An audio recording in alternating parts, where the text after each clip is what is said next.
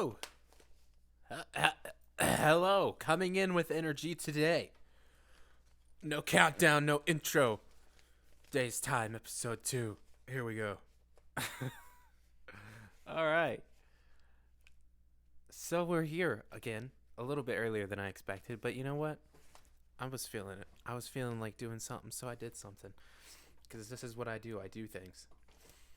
Today, I decided to do my first, and probably not my last, lyric talk about breakdown thing.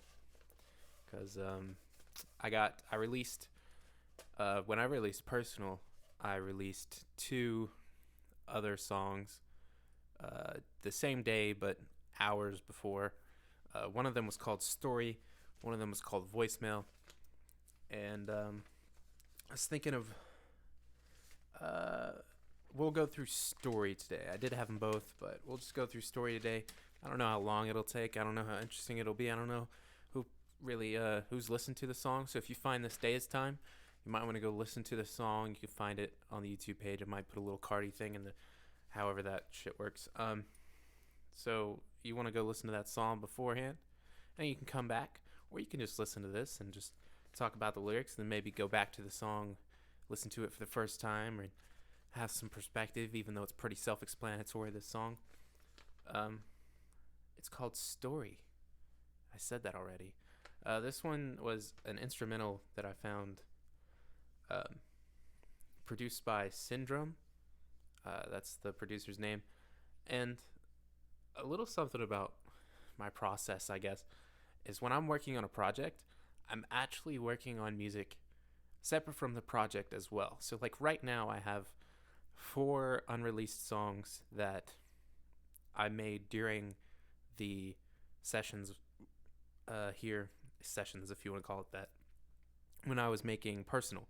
So I'm making the extra music along with the project itself. That way if I'm making the project and I want to keep putting stuff out there, then I can do that, or I can just save it up and do whatever I plan to do with it, whatever that happens here. So Story and was one of those songs that I made during the making of Personal. And speaking of, before we get into the talk of the lyrics, I want to talk about something that I think I touched on before, but I really want to get in, just talk about it out loud to myself, I guess. The Dae's Time viewership is interesting to me. It's like, it performs better view-wise, but Dae's Time is really made not to be like set down with and watched or whatever, you know. It's mostly to be put on kind of like you would a podcast. You don't really sit there and usually watch a podcast. You just kind of put it on in the background and you go about your day and you listen to it while you're working or whatever the hell you're doing. And it's interesting because it gets more views, but people click off of it quicker. And I have 2 theories about the viewership and the watch time. I'm guessing that the viewership comes from the end segments, which I think is what I touched on before, where I think that, you know, just the end segments with whatever video that I'm reacting to, which we're going to do a little bit something different for that today as well. I think that that's where the views come from. So people will be looking up whatever video it was or something related to the video, and YouTube would be like, hey, there's this thing.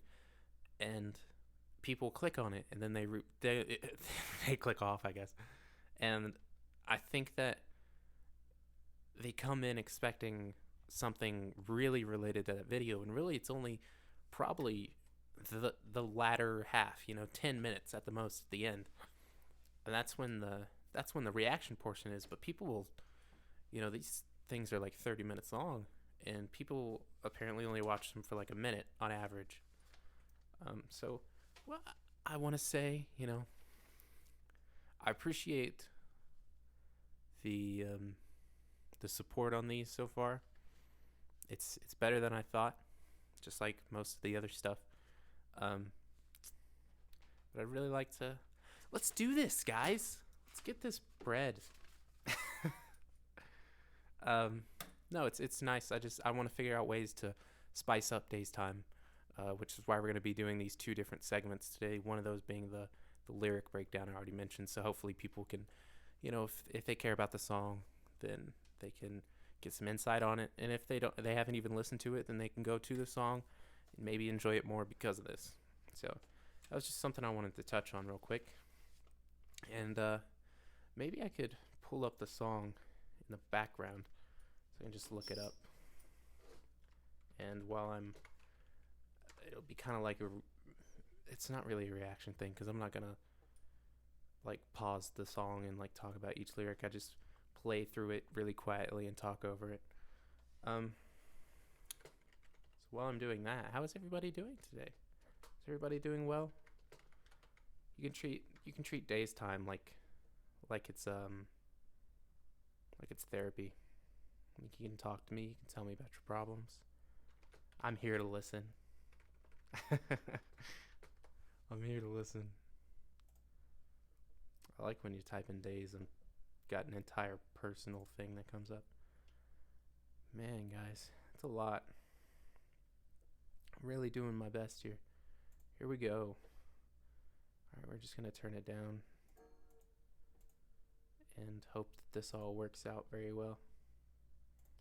I don't edit these, by the way, because I just think that works better for this format. So if this is like a slow part where people start to click off, that I kind of understand.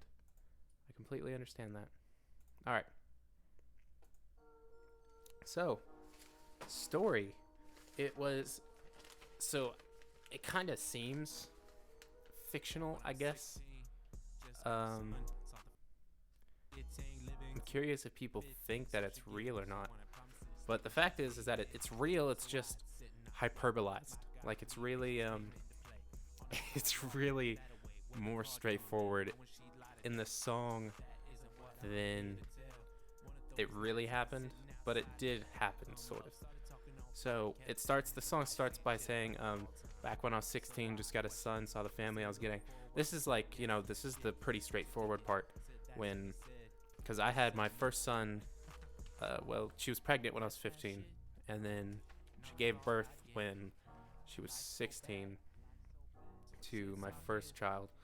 And it was, the whole thing at the beginning for us, when she moved in, it was me and my father, and so it was us three, and then the child, his name, I don't know if I want to say, so I just won't.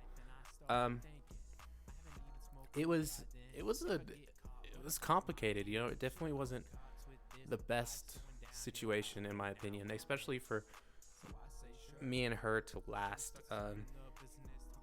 because it was like we would argue a lot, but we wouldn't argue like screaming at each other, because it was trying to keep it away from my father as well. So it was kind of like passive aggressive all the time while keeping it out of the limelight of the household, so that it was just between us two, and he didn't know, but I'm sure that he knew. It just wasn't around him. And the whole complicated situation of what happened with her and like then the other shit that I won't get into, because that's not what this song was about. But I thought that was a good introduction to kind of like say give it to the setting of when it happened for me, and kind of why in the song I do the things that I do, and in real life why I made or almost made the decision that I made. It was very real, and I thought that it set it up well for a time period and kind of had a good scheme to it to get it started. So skipping through a couple lyrics there where I say that basically, explaining, so I'd sit and I'd wait, my godly patience came into play. Back when our situation was bad, I used to just sit outside and wait when I thought she was supposed to come back, when she said she was supposed to come back and she didn't. But that's a whole thing that I just don't want to get into at this moment. And so I say that that's not what I'm here to tell. And then the lyrics go, one of those nights I was sitting outside, had a guy come up, started talking all fine, kept checking his device, saying shit about call time. So one of the times when I was out there waiting for her to come back, um, I remember I went to the cars, like, so you have the apartments that I live in, and then you have the parking lots over there. And then so I went to the parking lots. I was waiting in the parking lots, and there was a guy. He's a real skinny guy, beard, the whole thing. And he was just walking around, and he came up to me, and he says, we talked. He started talking like, he had that that fucking, white hood rat vibe, I guess you could say.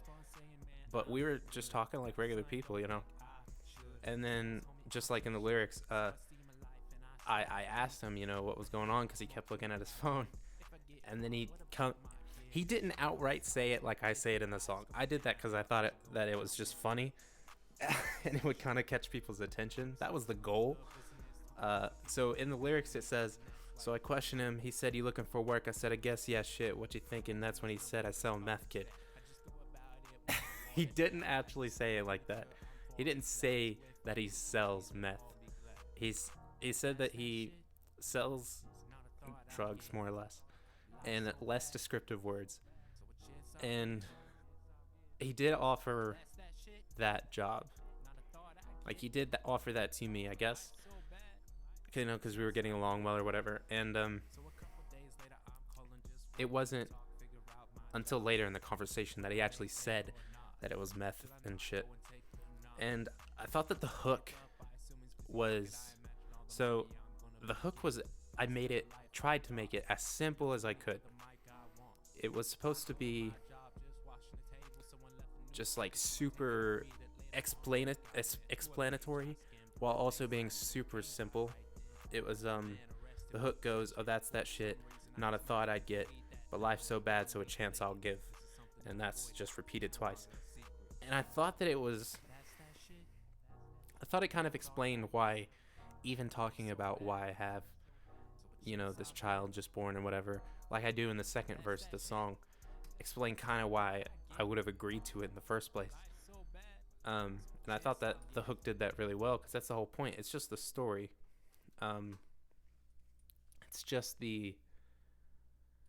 It's just telling the story and recounting it and explaining this thing that hopefully people find interesting, and hopefully it, was decent. And so the second verse just kind of continued the conversation. This whole song is basically like a I said, he said, this happened. That was kind of how it was wrote, because I just wanted it to be sounding like a book. There was certain specifications I put on myself for this song that I thought would be interesting to try and interesting to do. And so I respond saying, "Man, I'm good. I've got a son and don't think I should." He says, "Homie, I'll teach you." So I see my life and I started thinking. And this is kind of how it happened for me when this happened in my life. I kind of thought, because I worked at McDonald's for 4 years. And during this time I was working at McDonald's. But, it was this thought of, I wanted to be a rapper or whatever, but I didn't have the mindset that I do now. I didn't have the hope that I could actually do it. I didn't even really try at that point. So I had no one to blame but myself. But I kind of thought about my life, and I was like, I got this horrible situation with the mother and my children, and, I'm broke and everything sucks. But, he's talking about making this money, and I really wanted it. Like, I really wanted that life. I wanted to afford to do whatever. And so that was kind of how it happened. And, but I just kind of go through the thoughts, and in the lines, it's, that's kind of just talking about what I was thinking, and the breakdown to say, so I say sure. And that was, I did say yes in that moment. And, he starts, talking about what would all happen, whatever. And then she gets back, and I'm basically explaining the story, how it is in the song. And, I remember I remember he made this joke about offering to like I don't I, he made a lot of jokes about going after people for me and stuff like that. He's that kind of guy, and so I'm gonna skip a little line here, and he says he gives me his number and says call him stat. I just go about it wanting my wallet fat. I don't see a future. I'm falling flat. So if I can get some money, they'll all be glad. So that is part of the exaggerated stuff. He didn't actually give me his number because he told me to talk to his friend who lived in the apartments that I live in, and that's why he was there. So he didn't actually give me his number. That part was just made up because I thought that it fit. Um, but that was kind of how that happened. He just told me to talk to his friend, and I have plans for this story thing that I'm not going to get into now. But there's a whole nother half to this story that could be told. But so then it just goes back to the hook, and I did the same hook, and then the third verse, it says, so a couple days later I'm calling, just wanting to talk, figure out my job. Will I make bank or not? Should I not take the knot? That so basically I was waiting around to see if he would come back, and he never showed back up. And the the thought of the money is what drove it. That's why I kept talking about the money aspect of it. Just want my wallet fat, the bank, whatever. And should I not take the knot was a line about at that time. It's still kind of today, but I'm more to terms with it today. Not that I don't want to. It's just like I'm more to terms with this is how I feel. But that was a suicide reference because at that time I was I was messed up in that term, and that's probably a whole nother topic to talk about.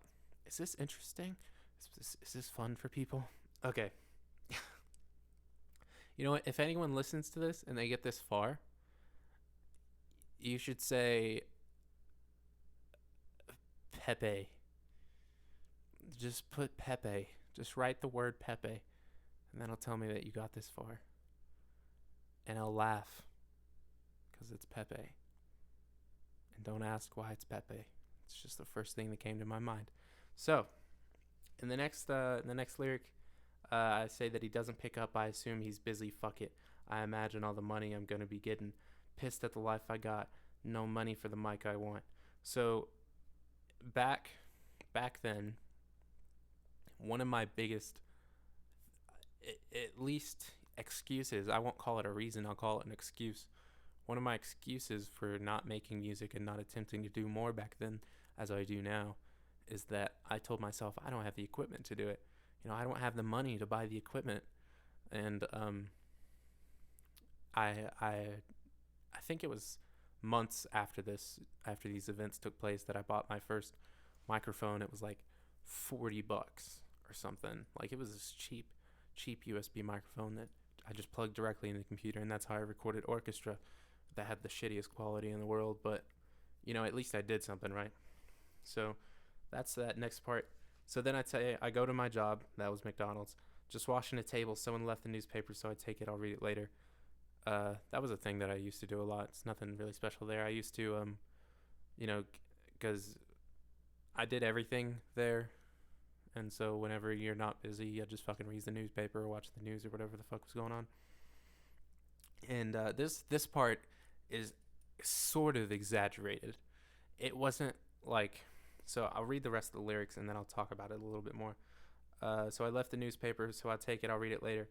On break, I went through a page I skimmed. When a face I knew came by right then, a man arrested possession. For some reason, I smile. Delete that number and don't even think it. This was something I avoided. It's no secret. So the exaggerated part was that I just deleted the number and I never thought about it again. I wasn't disappointed, but I was kind of like, oh, well, shit, I was so, at that time I was so excited for the idea or the prospect of making money and giving this money to my family and doing that kind of thing, no matter the outcome it would have gave. And that's not really a positive way to think. Honestly, it was but it was all that I had to look forward to. It was I feel like that's kind of, I don't know, I don't speak for other people, but I feel like that's kind of the curse of being in the environment that I was in or am in, where you're poor and you're hopeless, so you just kind of fall into the negative aspects of everything. So like the drugs or the gangs or whatever. We don't really have gangs here, but that kind of, the negative aspects of stuff that people talk about. And that's because we become hopeless. We want the positive things that come with all this other stuff. And I don't think that's something to I don't think that's a thing that a lot of people who aren't in these situations understand, or at least maybe they understand it, but they don't know what to do about it. It's a really difficult thing, but he did get arrested for possession. I remember the story in the newspaper said something like he was in his car or something, and the police showed up, or some bullshit. And so I thought that this whole situation that happened would be an interesting song to make out of it, or attempt to make, because I don't really make straightforward songs usually. Personal was kind of a hint of that. I was super straightforward with certain people's names, certain things like that, because that was the whole point. But I've never straightforward told a story, kind of as obvious as this is. I usually try to cover it up in metaphors or fucking analogies, whatever the fuck. I just kind of do that kind of thing. I try to make it more I don't want to say complicated, but I do feel like sometimes I overcomplicate my lyrics that way. So but I thought, and here's the thing I can say. If this guy was to come up to me today, and I'm as broke as I was then as I am now, or I am now as I was then, if he were to come up to me today, I would straightforward say no. Because I know it's not necessary. It's not the plus. It's not, the best thing to do with my life. It's really not. And that's something that I realize now that, if I would have realized then, maybe the whole thing would have been different. But still, I think that the way it turned out for me made more of an effect that I didn't do it than that I ended up actually going through with it and, selling these drugs or whatever. And so that's a little breakdown. And I didn't have much else to talk about or plan for this one. I thought this one would be a little bit shorter. However, here's my second plan. We're going to do a YouTube roulette. And by that I mean, so I use Chrome to do everything basically, except when I record these videos, I use Internet Explorer just so that I know there's no history or anything on it. So what I'm going to do for the reaction portion is I've just pulled up YouTube and I'm not signed into any account, and I'm just going to go to what's on the front page and see what comes up in the recommended, and then I will pick a video. And so I've got a lot of I know why Joe Rogan's here, and the Breakfast Club and stuff, because I guess it keeps the cookies from the previous stuff I reacted to. Which, by the way, guys, go check out the other DaeseTimes. You can go check out DaeseTime-Episode 0 and see what it sounded like with the music in the background constantly, because in the middle of it, the music gets so loud that it's really hard to hear me. That's fun. So I'm looking at all these. I think I'm just going to go with one of these. So there's this video. It's not from the official channel, but J. Cole talks about having to step away from social media. J. Cole, Angie Martinez interview. We're going to do this one, and we're going to react to this together. and just kind of see what This happens. is what I realized, because I took a long break from it. And then now that I'm back on it, I realized that some of the same stuff that I didn't like about it before, not because of other people, but because of myself, things that I see and make me feel a certain type of way.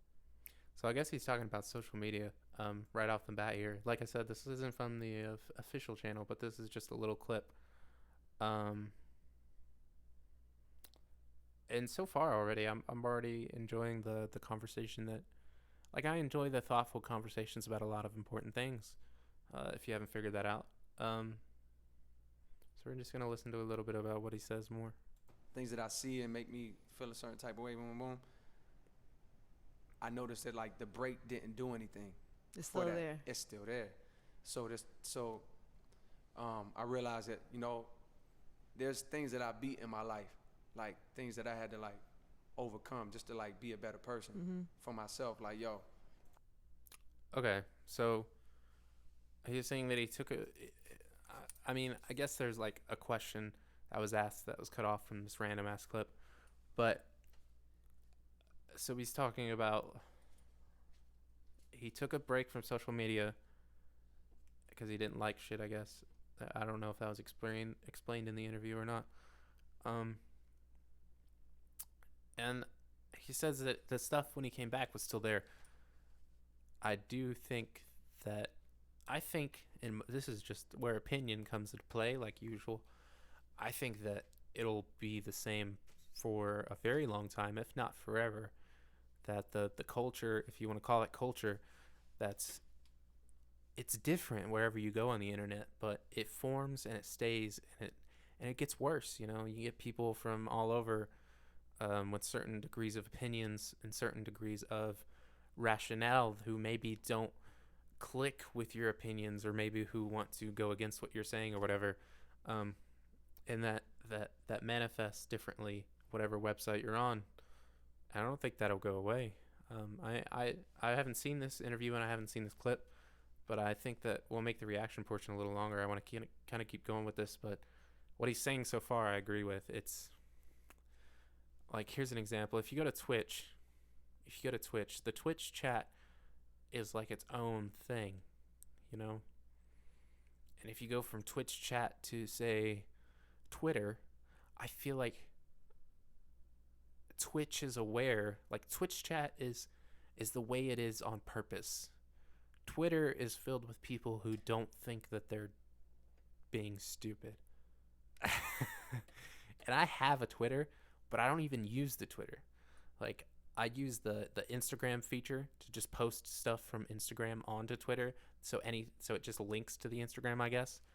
But I don't ever actually scroll through my social medias, because it's not me. Like, I don't like just sitting there scrolling through what everyone else is saying. I would much prefer listening to a podcast or an interview or something. So that's not really an issue for me, because I guess I recognized it before I got hooked. But I'll play a little bit more and see if he says anything else. I don't like the fact that I'm doing this. Let me stop doing it. But guess what? It's not just as easy as like, oh, let me stop. No, it's hard. You know what I mean? And those things I attack head on, like putting I guess he's gonna make a point. myself in situations where it's like, let's say drinking, right?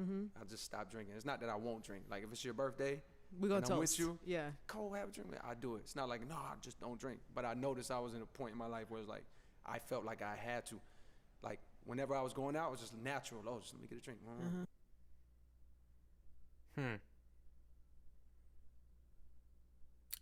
I know he's gonna make the connection to social media, but I want to talk about specifically the drinking portion, because I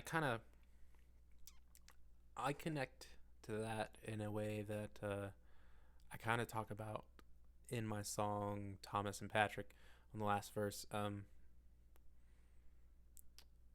which it's a long story. But when I started drinking when I was just a freshman in high school, because I had moved over the summer of 8th grade. of my 8th grade year, we had moved, me and my dad by ourselves, into a city that was close by, but it was a really secluded city. We moved. It's like this trailer on top of a hill in the middle of a forest, and you couldn't even get internet up there. Um, and whenever I would come home, I think I actually talk about it in a couple. I make references to this period, and on my mixtape project thing, sometimes a prequel is just as good. I have a song specifically about this period of my life. Young on a Mountain, I believe it's called. But basically, I was super depressed at that point, and I don't want to say that's when I had problems mentally before that for sure, but being there exaggerated it all. It put everything to the front, and not in a healthy way. Not in the healthy way that, quote unquote, healthy that it is now, because it's still there. It's just it's being dealt with right now, and it wasn't being dealt with back then. So I would go home from high school every day, and I would be home alone, and my dad had liquor, like 2 or 3 bottles that weren't even that full. Like, it wasn't a lot. It wasn't like alcoholic level, but I would just mix random ones just together. So it was like gin, vodka, and some other one, I think. And I would just mix them together into shots without a chaser or anything. I just drink every day. And so I and that turned into a problem later on, but not that it was okay to do to begin with. But I kind of get it, this drinking thing. But I know he's going to probably connect it back to the social media point. So I think we'll go a little bit longer, see if he says anything else interesting, and then we'll stop. Let me get a drink. We on tour every day. Let's get a drink. Which seemed inconsequential to me, right? But then I started to notice around the time I was like, yo, what am I doing this for? Like, why am I doing this? And then tracing back all the things in my life, where did it start, where my childhood, where did it come from? It's actually something really important to think about when it comes to why people have certain addictions or certain problems or certain things like that. It's mostly something, I think they'll say psychologically it was something that happened in childhood and stuff like that. But I think we're done. So if you want to go check out this whole interview, it's the J. Cole and Angie Martinez interview. I think I like this because I hadn't seen this interview before, and you were getting my first take, and this might have been your first take on this interview. But I think it was interesting to kind of process my thoughts right on the spot, as opposed to having the video prepared and having specific time stamps that I'm going to talk about, all that shit. But you know what? If you've made it this far, if you've listened this far, thank you so much. I really do appreciate it. It's weird. It's weird. When I started consistently posting on YouTube and SoundCloud and everything, I didn't expect it to have such a positive effect on me. Now, here's the thing. I don't think that this would have a positive effect on everyone, but I think that for me, I like to do stuff. Like, I like to feel like I'm working. I like to feel like I'm making progress, and I love to keep at it. Like, really feel like I'm doing something for my goals, and that's what this gives me. It's that feeling, and I think that it's healthy for me, even if I'm getting like 2 views on some of my stuff right now, and then getting 100 on some other stuff. It's super interesting to me. So if you've made it this far, once again, thank you. Please go check out the music. And if you enjoy the music, it's not studio done, but if you enjoy the music, share it. I don't, comment on it. Tell me what you think. If you like certain things, if you don't like certain things, all that. I appreciate it all. So thank you guys, and goodbye.